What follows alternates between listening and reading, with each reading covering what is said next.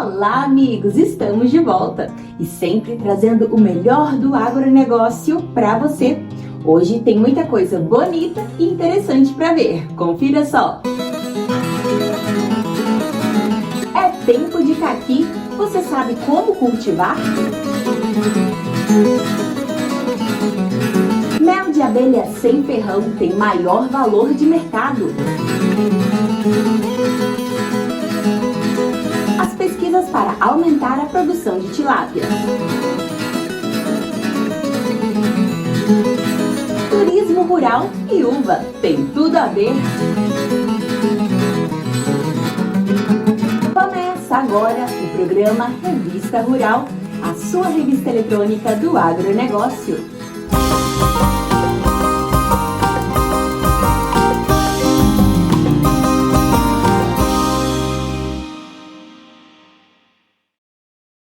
É tempo de caqui, e seja do tipo rama forte, fuiu ou chocolate, ele tem um lugar garantido na nossa mesa. O seu cultivo exige alguns cuidados, e é exatamente isso o que a gente vai mostrar hoje para você. O programa Revista Rural sempre está atrás de histórias bacanas para levar até você aí de casa.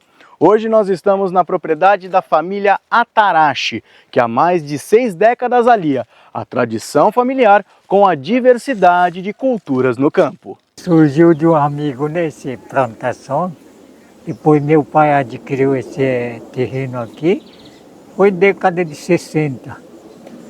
E a gente sempre trabalhou com família. Somos 4 irmãos e 3 irmãs, né?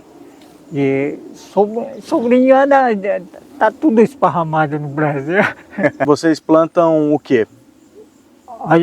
E eu mesmo estou cuidando de abelha e pitaia. E meu irmão, outro irmão está produzindo banana. E meu irmão, outro está entre redor assim, né? Ajudando. Dentre as produções aqui do sítio, uma se destaca de forma especial. Pela beleza, pelo sabor e pela quantidade. É o caqui. Essa fruta bastante consumida aqui no Brasil. E olha que aqui ela é produzida de uma forma diferente. O caqui é orgânico. Alexandre, eles têm aqui o caqui como um dos carros-chefes, se não o carro-chefe da produção, né? O que você pode falar para a gente sobre esse cultivo que o brasileiro conhece muito bem já, né? Sim. Na verdade, o caqui é uma fruta introduzida há mais de 100 anos no Brasil, é da Ásia, né? Mas ele caiu bem no gosto do brasileiro, né? E é um fruto bastante interessante para você consumir, por quê? Porque é rico em vitaminas, em fibras, em antioxidantes, e o consumo regular do caqui, ele previne doenças oculares, né? Então, é muito bacana você ter por hábito, acostumar as crianças desde cedo a consumir frutas, especialmente o caqui. Para se ter uma boa produção, quais são os primeiros passos? A gente está vendo aqui, né, árvores carregadas, são mais de 220 plantas aqui nesse sítio. Quais são os primeiros passos que o produtor deve seguir? Antes de plantar, ele tem que achar uma cultivar que seja adequada ao mercado consumidor daquela região que ele pretende vender, porque é uma fruta sensível, você não pode transportar para muito longe, que encarece muito, né?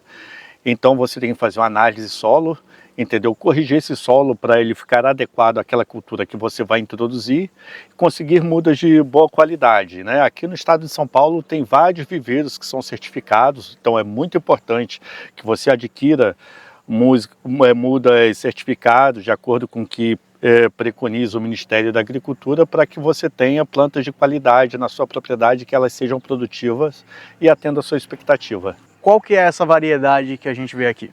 Essa aqui é a variedade conhecida como rama forte, né? Ele, quando o fruto está maduro, ele é mais macio, né?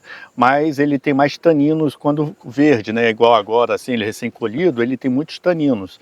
Então você tem que passar por um processo de destanização, né? Que você pode usar ou vapor de etanol ou etileno, né? Que é um hormônio gasoso natural que você provoca esse amadurecimento da fruta e você diminui a quantidade de tanino, ele fica mais gostoso. Você não tem aquela sensação da boca amarrada quando você consome esse fruto verde. Com a produção comercial surgindo após o 5º ano de cultivo, a época do caqui ocorre entre os meses de março e junho. Ao final desse período, é fundamental que o produtor faça a poda das árvores. A poda tem uma série de vantagens, né? Que você vai manter os ramos que são os ramos produtivos, você vai tirar os galhos doentes, tortos, os que quebraram, entendeu? E vai manter o tamanho da árvore assim bem baixo. Por quê? Para facilitar o seu trabalho de manejo, de colheita depois, então você tem que manter o porte da árvore baixo. Essa que é a importância da manutenção da árvore através de poda. Além de você estimular a produção, facilita o seu trabalho. E você tem que periodicamente fazer análise de solo para que você possa fazer uma adubação da sua lavoura de acordo com o que a planta precisa, né? De acordo com o que ela exportou de nutrientes do solo através do fruto, que quando você está levando os frutos, você está levando os nutrientes do solo. Então você tem que repor aquilo de acordo com o que você colheu. O sítio tem uma área produtiva de 1 hectare, onde 30 toneladas são colhidas. Para conseguir um número desse, Alexandre, é preciso estar com a sanidade em dia, não? Sim, tem muita dedicação dos proprietários aqui do produtor, né? Então isso aqui é um sítio certificado orgânico, né? Então eles não usam venenos, né? Não usam defensivos convencionais, eles só usam caudas, né? Que são autorizadas pelo Sistema Orgânico de Certificação. Aqui basicamente para prevenção de fungos, de antracnose, eles usam a aplicação da cauda sulfocálcica, né? Apenas, né? E o resto a natureza faz o serviço, né? Inimigos naturais, e aqui também como eles têm apicultura aqui também, a polinização aqui é bastante presente, né? Por abelhas europeias, né? E basicamente aqui eles usam fertilizantes orgânicos, né, naturais, cama de frango, né, esterco de curral, tudo curtido de acordo com o que a legislação orgânica preconiza. E aqui eu quero até mostrar para vocês aqui, olha, diferentes tipos de caqui. Isso aqui é a fruta, como ela é colhida, ela tem que estar nesse estágio de maturação. Aqui ela ainda está verde, não está madura ainda. Essa aqui amadureceu demais, ela rachou e já começou a ser atacada por passarinho, né? Que quando ela fica vermelha assim, ela atrai bastante pássaros. E essa aqui no início do ciclo, né? Aqueles que estavam mais adiantados, teve uma pequena chuva de pedra, né? Então danificou alguns frutos. Esses frutos, tanto esse atacado por pássaros quanto esse que caiu o granizo, não tem valor comercial. Isso aqui é descartado e vira adubo, né? Compostagem de novo. Dá para ver na imagem, né, que inclusive o mato é um pouco mais alto aqui. Nós estamos já quase meio corpo coberto. Tem uma vantagem? Tem um porquê disso? Tem um porquê disso, para proteger o solo, né, contra o impacto das gotas de chuva. Então você está protegendo o solo e também mantém os inimigos naturais das pragas aqui, alguns insetos que são predadores das pragas que atacam a planta, né, os frutos. Então é interessante você ter isso por esse motivo.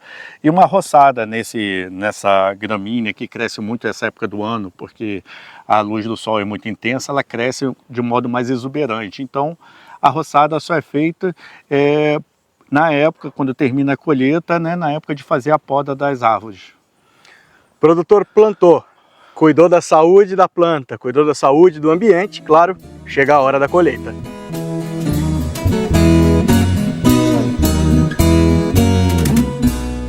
Como eu sei que está na hora de colher e que o meu caqui está maduro? Ele começa a mudar a coloração de amarelo para alaranjado. Esse aqui, por exemplo, já está numa hora ideal para colher, né? Esse aqui também. E ele não pode estar nem maduro demais, nem maduro de menos, né? Por quê? Porque é uma fruta muito sensível. Vou ter que acomodá-lo na caixa, e esse tipo de caixa eu vou poder botar no máximo 2 camadas. Então é um trabalho que você tem que ter muita paciência, né? Tem que ter muito cuidado para não danificar os frutos. E alguns galhos mais altos você traz o suporte e bota uma escada para você alcançar os galhos mais altos que você quer colher os frutos. Por isso é importante até você fazer a poda para manter o pé sempre baixinho ao alcance da sua mão, para você fazer a colheita de modo mais fácil. Esse tamanho que a gente está vendo aqui, que você está colhendo, é o máximo que ele atinge dessa cultivar? Não, na verdade a gente colhe todos os que chegaram no ponto de uma maturação ideal, você leva para uma packing house, na packing house você vai selecionar por tamanhos. Cada tamanho tem uma classe, cada classe de tamanho tem um preço diferenciado. Normalmente o mercado vai querer dar preferência para um fruto sem defeitos, doce, com um paladar bastante agradável, sem taninos, e cada tipo de nicho de mercado tem uma preferência por tipo de fruto. Normalmente criança gosta de um fruto menorzinho, entendeu? Mais adocicado. Tem um pessoal que já prefere aquele caqui duro, né? Que você tem que cortar para poder comer, entendeu? Cada nicho do mercado vai ter preferência por um tipo de fruto diferente. Mas o que é regra geral, que vai ser sempre um fruto sem defeitos e no estágio intermediário de maturação. Tem um detalhe curioso nessa produção, né, Alexandre, que a gente até olha aqui, que os frutos juntos vão pesando o galho para baixo.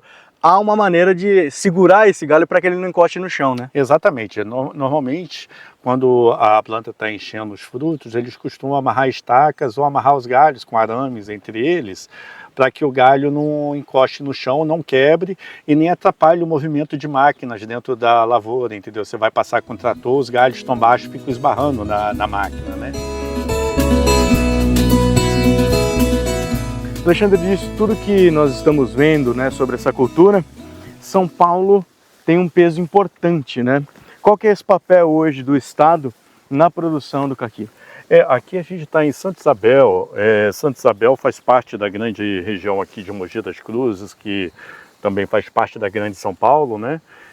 Aqui compõe uma das maiores regiões, maior produtor de caqui do Brasil, né? Então isso é muito importante. Primeiro que a gente está perto do maior mercado consumidor da América Latina. E a função do Estado aqui é em dar apoio através da Secretaria de Agricultura do Estado de São Paulo e a CAT, a gente dá apoio aos produtores rurais. Eles aqui especialmente são organizados em cooperativa e associações, o que facilita o trabalho, né, deles terem acesso às políticas públicas, né, à linha de crédito com juros mais baixos. A gente auxilia nos projetos de vendas governamentais, seja para merenda escolar, seja para presídios, entendeu? Então, é muito importante. E essa propriedade aqui em particular, a produção aqui é orgânica e pelo menos 80% da produção daqui vai para merenda escolar, tanto das escolas municipais quanto do estado de São Paulo. Nesse trabalho desenvolvido em extensão rural, hoje São Paulo é um exemplo para o resto do Brasil? A CAT, o estado de São Paulo foi um dos pioneiros, né, no Brasil, né? Tanto é que a CAT tem mais de 50 anos de atuação na extensão rural, no fomento da agricultura de modo geral e em particular o agricultor familiar.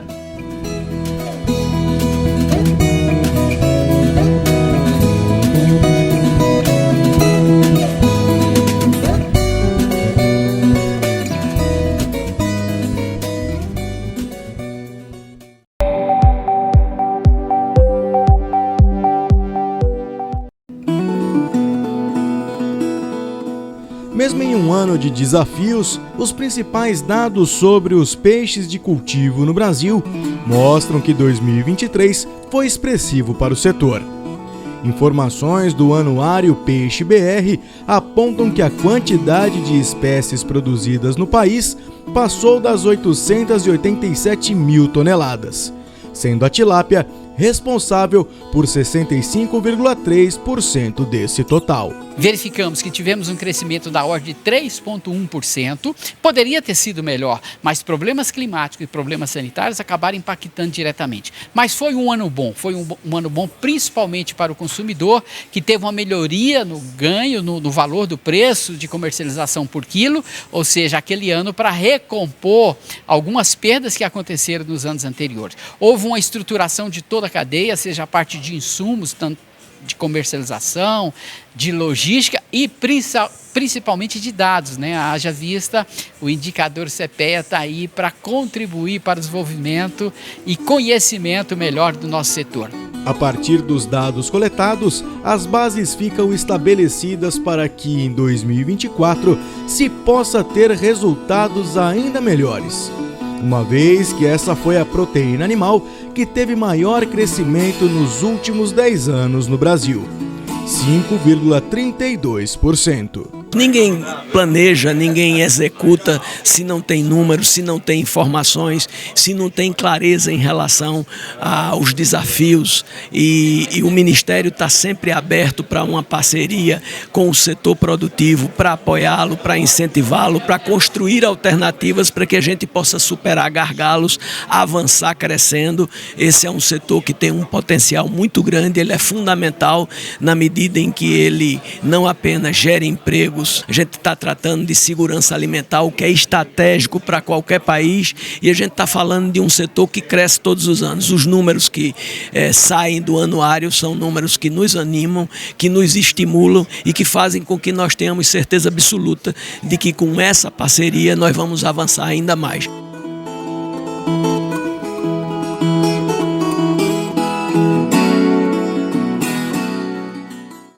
Tá gostando do programa? Então eu tenho uma dica especial para você. Acesse nosso canal no YouTube. Lá você vai assistir um programa ainda maior, com mais reportagens e muito mais informação. E lá você pode também assistir todos os programas anteriores a hora que quiser. Bom, né? Pois é, queremos você sempre bem informado e junto com a gente.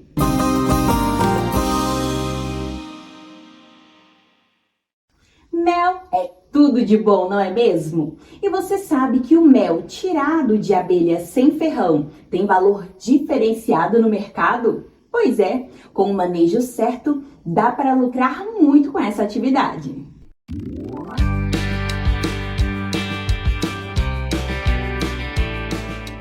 Hoje o nosso papo é sobre abelhas.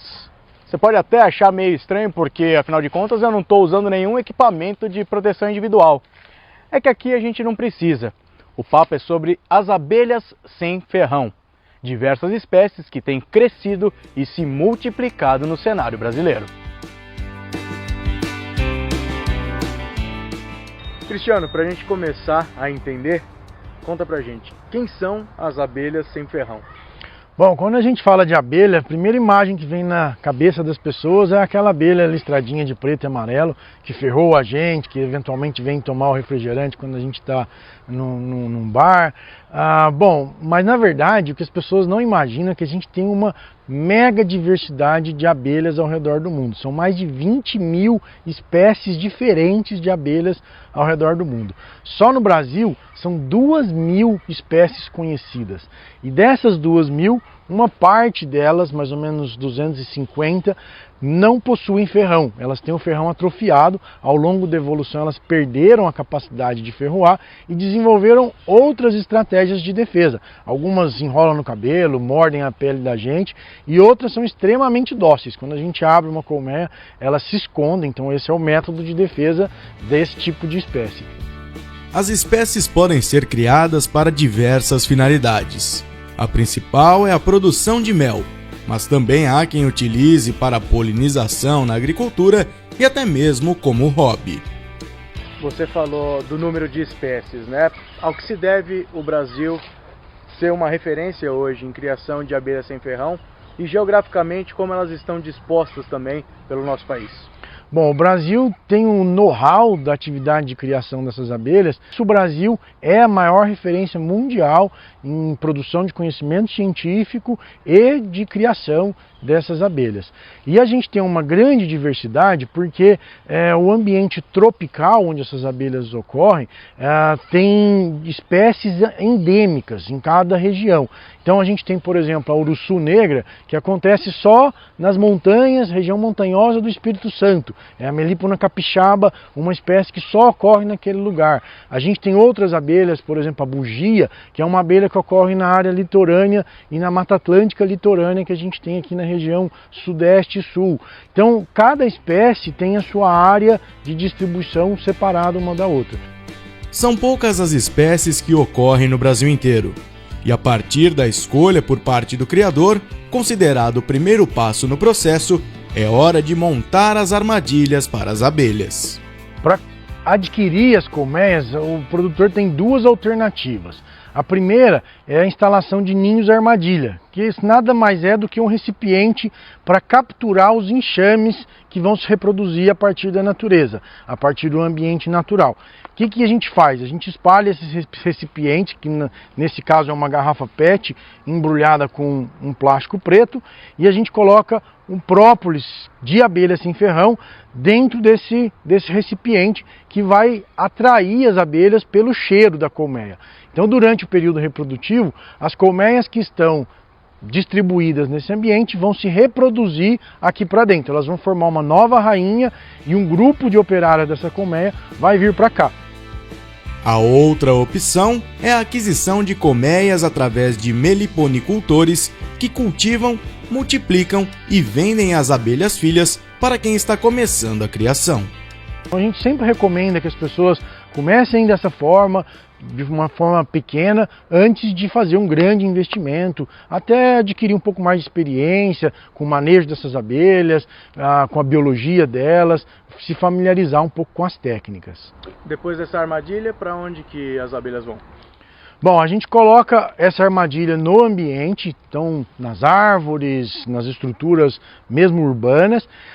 Depois de capturadas, a gente vai transferir esse ninho, vai abrir o recipiente e passar a colmeia para dentro de uma caixa. E aí sim a gente vai transferir para o nosso local de criação. Durante a noite, quando as abelhas estiverem todas ali dentro, a gente fecha a colmeia com uma telinha de mosquiteiro para passar a ventilação e depois fecha e leva para o local definitivo e abre já no próprio local de criação.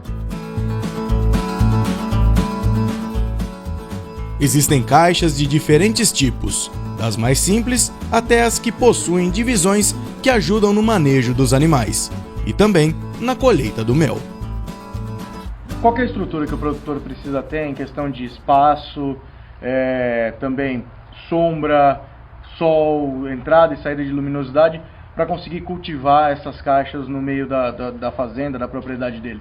O principal aspecto que ele precisa planejar é que essa estrutura de criação precisa ser na sombra. Então, as abelhas sem ferrão são vulneráveis ao calor excessivo. Elas não gostam de sol batendo diretamente na caixa. Então, é importante um local sombreado, principalmente sombra de árvores, mas pode ser embaixo de uma estrutura que proteja do sol diretamente. Esse é o principal aspecto, mas é bastante variável, flexível. As pessoas podem criar até na varanda do apartamento de casa, dependendo do seu objetivo. Se o seu objetivo é um hobby ou produção de um mel para próprio consumo. Já se o objetivo for comercial através da produção de mel ou venda de colônias, é necessário uma estrutura um pouco maior.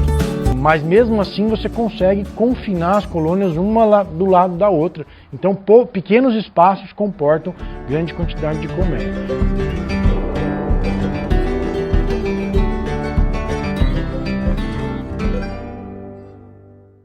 A produção de uvas para a fabricação de vinhos, ou uva de mesa, vem crescendo muito em São Paulo. Além do negócio em si, ela proporciona experiências incríveis no turismo rural.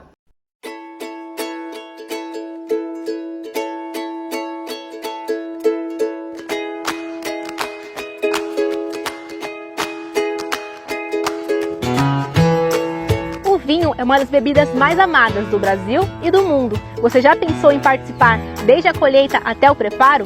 Aqui na Vinícola Góes é possível. Vamos lá?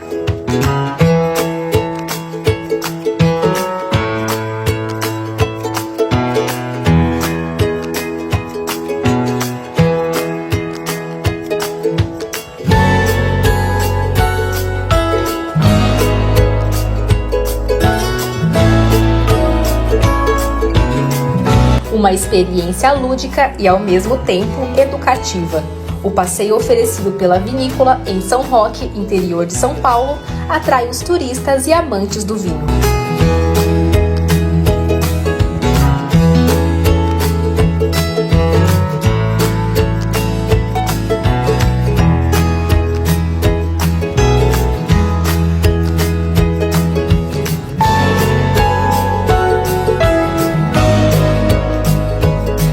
Nos últimos anos, o enoturismo tem crescido muito no país.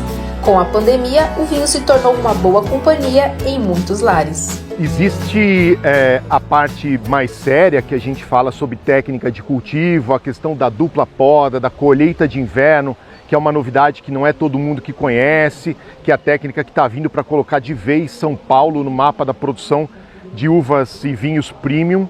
Então essa novidade chama atenção, a gente explora bastante isso ao longo do passeio. De outro lado também a vivência de fazer a própria colheita, de provar a uva diretamente do cacho, de vivenciar o ritual da pisa.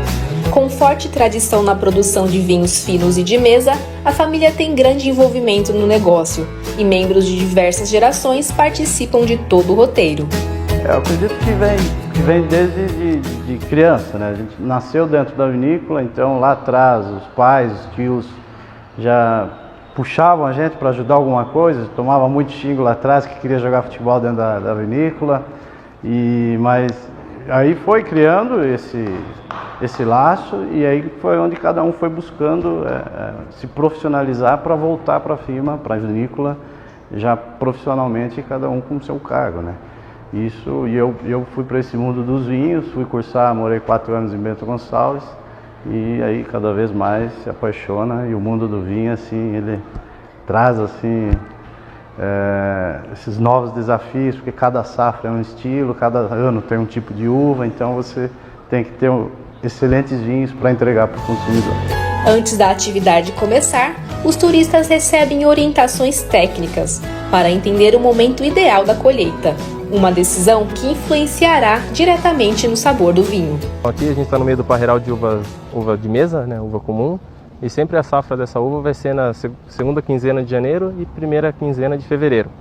E as análises que nós fazemos para acompanhar a colheita é análise por refratrômetro, que nós analisamos o grau Brix dessa uva, onde a gente vai acompanhando a quantidade de açúcar que é presente na uva.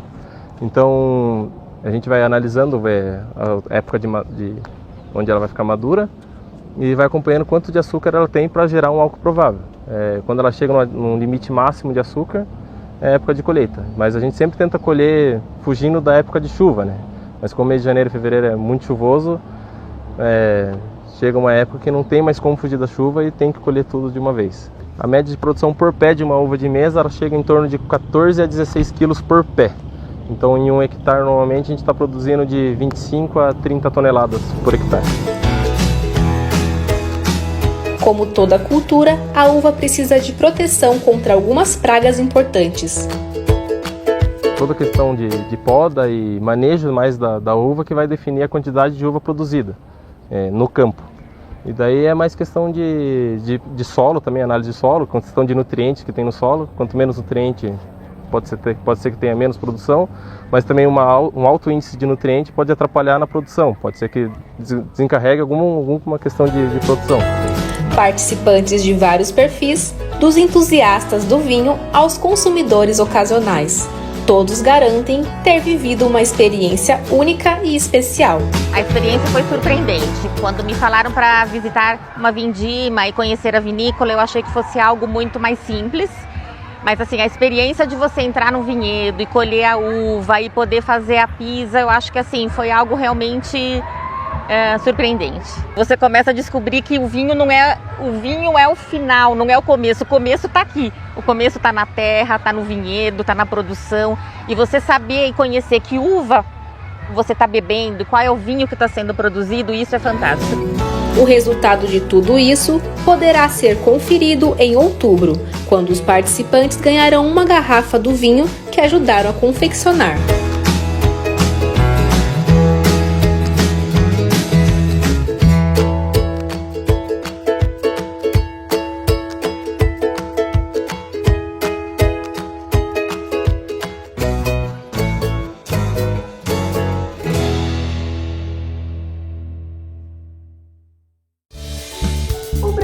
Vai ficando por aqui, mas lembre-se, para assistir este ou qualquer programa anterior, basta acessar nosso canal no YouTube. Uma semana abençoada para você e até a próxima!